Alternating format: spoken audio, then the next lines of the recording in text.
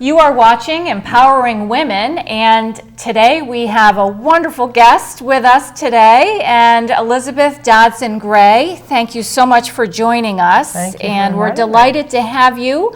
Elizabeth spent 32 years with the Theological Opportunities Program lecture series, part of the Harvard Divinity School, and she's the author of 3 books, and the most recent being Sunday School Manifesto, In the Image of Her, ? So, Elizabeth, welcome. Thank you. And I guess what I'd like to start out asking you is, number one, why are women uncomfortable with power? Well, I think that's a very basic question. I'm awfully glad to begin there, because I think power is very subtle, very real, but very problematic for women. And as I think about why, it seems to me it's because we live in a culture which has declared power natural for men, and thus enhancing of men in masculinity. Mm-hmm. But it is said that declared that power is unnatural for women, and thus contaminating for women, making her less feminine, less lovable, and perhaps even evil to possess power in a world where power is supposed to be for men only. So this, I think, gives women great pause, because the culture basically says to you, if you have power, if you seize power, you will be undermining yourself as a lovable woman. And what woman wants to do that? Would you be willing to share with us some of your own experiences with power? Yes, I'd like to, because I made an interesting discovery about power very early in my life. I'm sorry, I cry sometimes when things are meaningful to me, so I hope you won't. No I do problem. it all the time. No problem. Okay. This goes way, way back in my history. I was a sophomore in high school when my city of Baltimore, Maryland, declared a citywide public speaking contest for high school students, male and female. And Baltimore is an interesting place because there are 4 major high schools. One called Eastern, 2,000 girls, where I attended. One called Western, 2,000 girls, where my mother attended.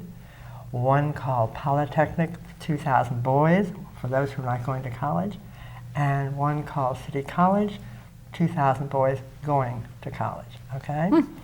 So the news went out about this, and for some unknown reason, it's either a sophomore or junior, and I can't remember which, I thought, I'd like to do that. So you're supposed to write a 3 or 5 or 6 minute thing about the world would be better if, one of those wonderful things, you know. And you write it the best you can, and then you memorize it, and then you stand up and you declaim it. And it was a public speaking contest about what you said and how you said it and stuff, okay. So I wrote mine out, and the first round was in a little classroom with like 15, 25 people and a student and a teacher. Mm-hmm. And we all had our little pieces of paper, and when my turn came, I walked away from my notes up to the front, and I turned around and looked at the 15 or 20 people looking at me, and my mind went totally dead. If I had even remembered the topic, I would have outlived it. I couldn't even remember anything about it. I was like the proverbial deer in the headlights. Yes. And the teacher took pity on me, and she said, go back to your seat and collect yourself and collect your notes, and the next time I call on you, we'll go ahead to other people, and the next time I call on you, bring your notes up. I brought my notes up, and don't ask me why, I won that round against all those other people when I finally got up. Wow. So the next step was to do the final in front of your 2,000 girl high school. Oh. So those of us who had won, the 6 of us who had run the early rounds, got up and looked out at 2,000 girls, and I do not remember this one at all. All I know is that I won it. And then 2 weeks later, I went to the finals, which were in front of 2,000 boys at Polytechnic. And I got up on the stage, and I looked out, and I thought, this might be the worst experience of your life. But then it occurred to me, if I could get through this, I'd never be afraid again of speaking in public. Right. What could be worse than 2,000 adolescent boys looking up at you? So I thought, okay, I'll just see how this goes. Now, I didn't win it. You A did. boy won it. Oh. As a feminist, that does not surprise me. But nevertheless, that morning was an enormous breaking of a sound barrier for me because I experienced the gift of power. I discovered that I could hold those 2,000 adolescent boys in the palm of my hand with my voice, with my words, with my ideas, with the passion of my convictions. And you know what? I discovered that power so early that no one had told me that I shouldn't discover it, that it was wrong for women to have that kind of power. Nobody told me that. So I said, this is mine.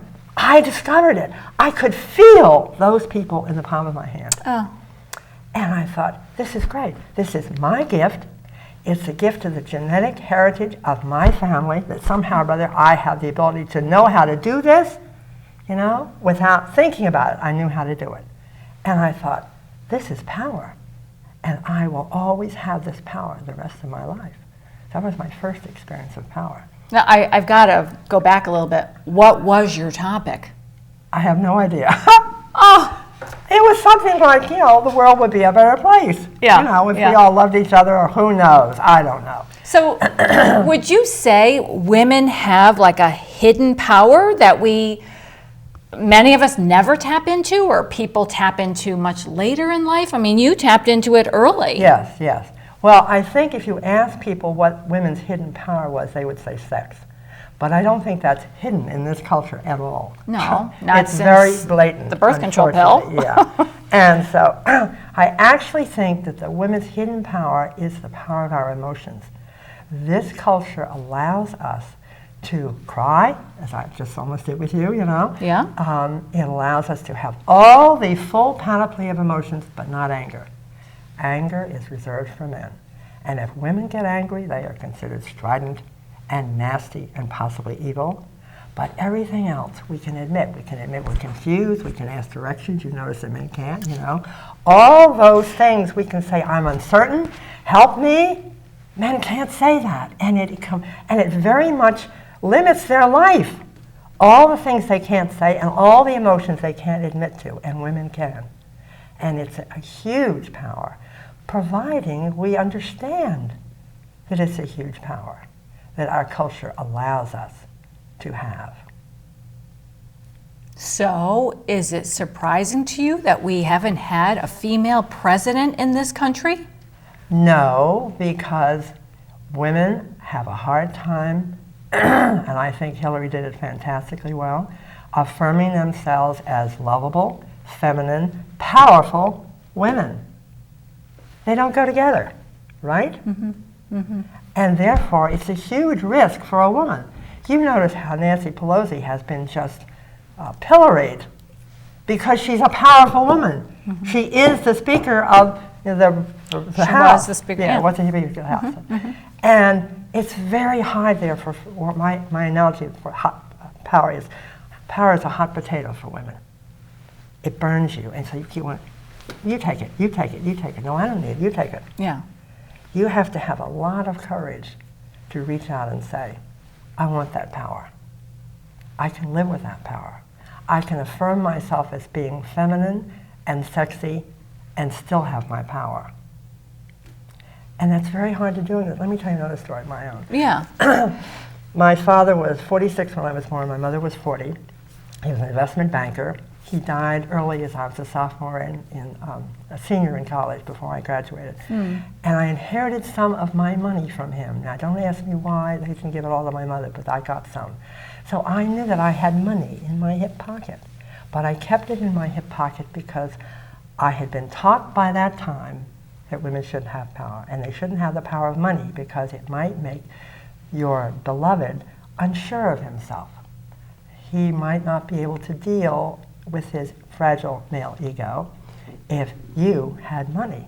So I already had absorbed that. So when I married, first of all, I graduated from college, went to Yale Divinity School. I married a colleague of that after I came up to Boston to work. After we got married, I couldn't wait to give this power away, to get out of my hip pocket and give it not to him, but to legally us, okay? So we went to a good friend of ours, a legal office, and we said, I want to give this to us. And he said, no, no, no. It's your money. You came into marriage with it. You keep it. And we said, why? And he said, because it's easier when you divorce. And we said in unison, but we're not going to divorce. And he laughed and he said, that's what they all say. Wow. He talked us out of it. So when I left his office, it was still in my hip pocket. And what I didn't know at the time was because I was a new bride, my husband has the most unfragile male ego you'll find anywhere. A great gift to me. Nothing that I do, including my excellent mind, threatens him. So I can talk around the world, I can write books, he publishes my books, you know. He smiles when I am being my best self. But that's a rare capacity. That is rare. And absolutely, absolutely. But it's kind of like, well, one of my other questions that I thought you might like to ask was, how do women empower themselves? Yes, good question. And I think that women can do it by concentrating not on how they look, but on who they are. My brother, 6 years older than I, when I wasn't dating in high school, was feeling very sorry for myself. He said, well, you can sit around and read romantic novels and eat bonbons, but that's the dumb thing to do. If you want to really do the bright thing, you become the most interesting woman you can be. So when you meet the most interesting man you have ever met, he will think you are the most interesting woman he has ever met. And that is the story of our relationship. Oh, that's beautiful. And it really works because when we think of women, we think of clothes, we think of cosmetics, we think of hairdos. We don't think of integrity. We don't think of authenticity. We don't think of identity. But I'll tell you, if you see a woman who likes herself, who knows who she is, who acts out of that confidence in her own being, you have an empowered woman who is far more attractive than clothes and hair and jewelry would account for. Surface. Yes, exactly, exactly. Because I think if women speak authentically from their own inner truth, if they are grounded in their life's passions and compassion, they have a power of selfhood that is available to everybody to become that kind of person, but also available to people who are enormously attracted to that kind of person because she seems to be more whole, more grounded, more interesting, more secure than her hairdo or her clothing or might account for. And I think with my brother's insight, I was helped to go in that direction, to just shape my character as much as I worked on shaping my costume and my clothes. And most women don't do that.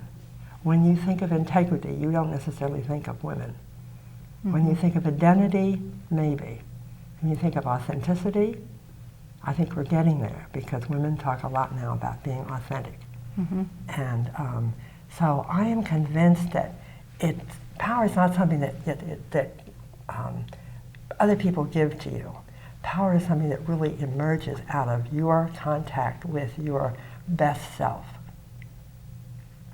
And how does a woman with all of these attributes you're talking about, how is she not threatening to most men? She is. But most men are not the ones you want, right? I would have had a terrible time being myself and doing what I have done as 32 years of executive director of the Theological Opportunities Program and writing 3 books, which my husband published. I would have had a terrible time if I had threatened him. Therefore, why date someone like that? So he was very grounded too. Absolutely, because he's very, very bright. And nobody can convince him that he's not very bright, and therefore he feels that life should shine on him all the time because he's very bright. I didn't know that at the time. As a new bride, but... No, that's right, that's right. Elizabeth, I want to ask you about another Elizabeth, Okay. Elizabeth Janeway, and she wrote a book called The Powers of the Weak. Can you tell us about that and what that means to you?